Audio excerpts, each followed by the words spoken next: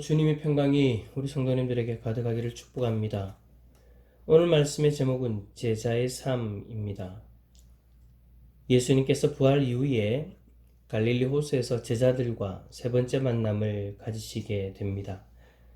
그때 함께 있던 제자들이 베드로와 도마, 그리고 나다나엘과 세베대의 아들들인 야고보와 요한, 또 다른 제자들까지 총 7명의 제자들이었습니다. 이들은 밤새 고기를 한 마리도 잡지 못하였지만 예수님이 말씀하신 대로 그물을 던졌더니 153마리나 되는 물고기를 잡게 되었죠. 그들은 갈릴리에 예수님이 오신다라고 약속하신 것을 기억하고 예수님을 기다리던 터라 베드로는 예수님이라는 것을 직감하고는 곧장 물로 뛰어들어 예수님을 만나러 갑니다. 그리고는 숯불에 생선과 떡을 올리고 예수님과 대화를 나누게 되죠. 그 대화의 내용이 바로 오늘 본문의 말씀입니다. 예수님은 밤새 고생한 제자들과 아침을 드시고는 베드로에게 질문하십니다. 그 질문이 바로 그 유명한 네가 나를 더 사랑하느냐이죠. 이 질문은 제가 이전에 설교를 했던 것처럼 단순히 예수님이 베드로의 마음을 모르셨기 때문에 한 질문은 아닙니다. 예수님은 네가 나를 사랑하느냐?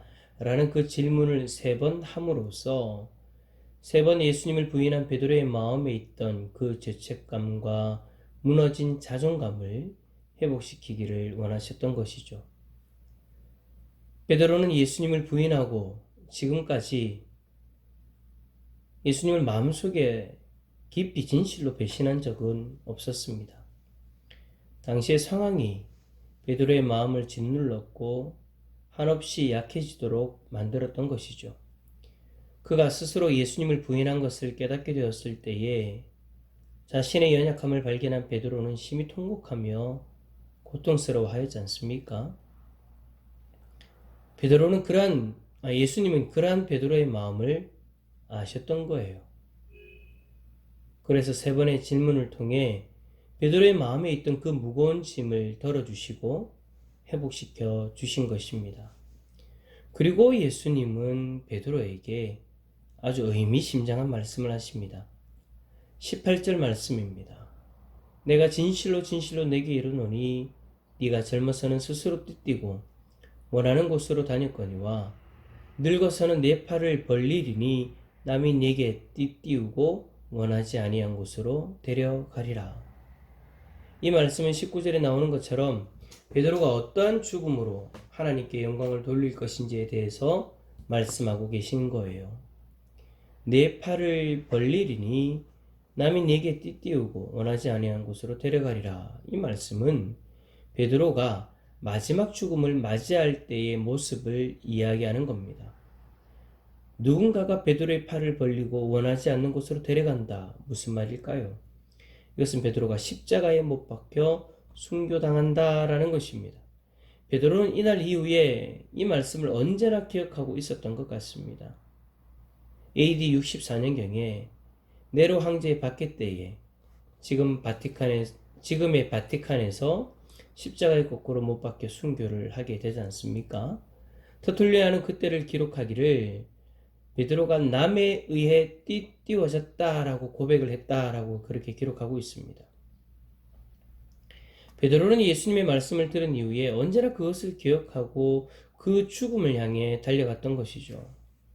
그래서 베드로후서 1장 14절에서 우리 주 예수 그리스도께서 내게 지시하신 것 같이 나도 나의 장막을 벗어날 것이 임박한 줄을 알미라 라고 고백하였던 것입니다.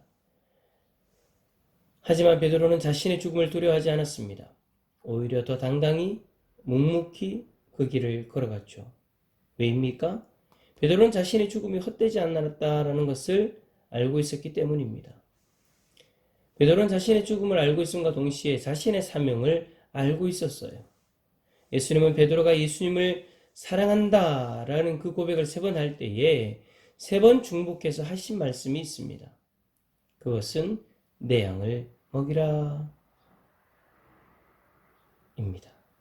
물론 두 번째 질문에서 내 양을 치라고 표현을 하지만 예수님이 말씀하시고자 하신 것은 한 가지이죠.